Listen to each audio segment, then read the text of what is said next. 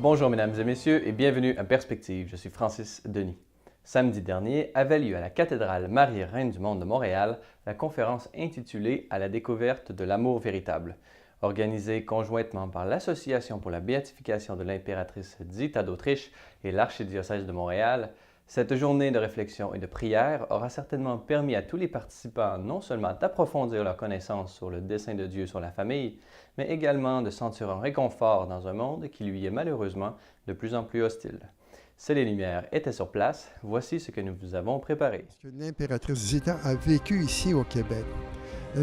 Environ 8 ans directement à Québec, mais 10 ans dans le Québec. Et elle avait choisi le Québec parce qu'il y avait l'éducation catholique française et elle voulait ça pour ses enfants. Et elle a été un modèle de vie dans sa simplicité, dans sa pauvreté. Lorsqu'elles se sont installées à Québec, ils n'avaient absolument rien.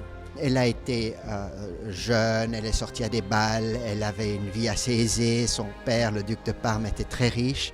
Elle voyageait un peu partout, puis elle a épousé son amour, qui était l'empereur Charles. Et ils ont eu des enfants, ils ont eu une vie magnifique au début. Et puis tout d'un coup est arrivée la guerre. Et puis après la guerre, la trahison, l'exil, la pauvreté absolue. Et au fond, ayant vécu tous ces états-là, elle a gardé la chose la plus importante, c'est la foi. Elle s'est accrochée à la croix et tout était passé par le filtre de la foi. Et quand pour la première fois après 1918, c'est-à-dire en 1980, elle a pu rentrer en Autriche, un journaliste qui lui demandait comment est-ce que vous avez pu supporter tout ça, elle a dit sans la foi, ça n'aurait pas été possible. Et c'est cet exemple-là extraordinaire. En même temps, je peux aussi dire que mon grand-père est mort en état de sainteté puisqu'il a été béatifié. Il est mort de pauvreté en exil en 1922 déjà et ma grand-mère est restée 67 ans veuve. Donc ma grand-mère aussi est un exemple pour les femmes et pour les familles. Pourquoi? Elle a été jeune fille, elle a été fiancée, elle a été mariée, elle a été mère, elle a été veuve. Zita, sa vie, comment elle a vécu en fonction de sa foi. C'est sa foi qui l'a tenue. Et elle avait 8 enfants à éduquer. Alors, famille veut dire aussi pas juste avoir des enfants, mais les éduquer. Et les éduquer selon des valeurs qui sont les tiennes. Or, la famille des Habsbourg, des valeurs catholiques depuis toujours. Alors, il n'était pas question de passer à côté de ça. Donc, c'est pourquoi elle s'est retrouvée même un jour à Québec pour aller à l'Université Laval et faire en sorte que plusieurs de ses enfants aillent là pendant 8 ans.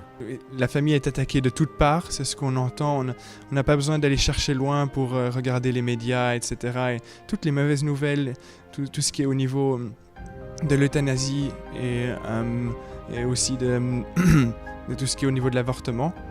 Et donc on dirait qu'on est en train d'aller dans une situation désespérée.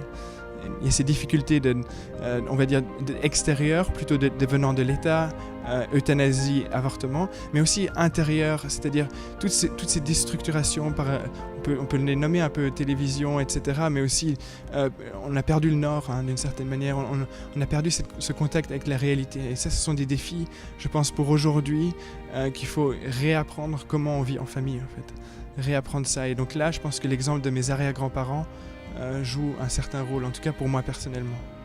Je crois que le grand défi, c'est de vivre quelque chose qui est contraire à tout ce que la société nous propose. Donc, pour vraiment choisir de vivre comme famille chrétienne, il faut être assez fort pour se tenir debout puis faire des choix qui sont constamment qui vont constamment contre ce qui est facile dans la société, contre ce qu'on va nous dire à l'école, contre même que les lois vont nous proposer souvent. Donc, c'est vraiment de faire un choix puis de se tenir. Donc, je pense que ça, c'est le grand défi d'aller contre ce qu'on nous enseigne à l'école, entre autres, et ça s'apprend tout jeune aussi, là, d'être capable de forger son esprit critique puis de réaliser que tout ce qu'on lit dans le monde, bien, on vit dans le monde, mais c'est pas nécessairement vrai. Tout d'abord, je dois dire que ça a été un succès au-delà de nos espérances. Unanimement, ils ont été enchantés de leur journée. Toute une journée, un samedi, tu repars à 4h30, tu dis « je suis enchanté », c'est un succès. Voilà, c'est tout pour aujourd'hui. Si vous avez des questions ou commentaires, vous pouvez m'écrire à l'adresse qui apparaît à l'écran. Merci d'avoir été des nôtres. À la prochaine.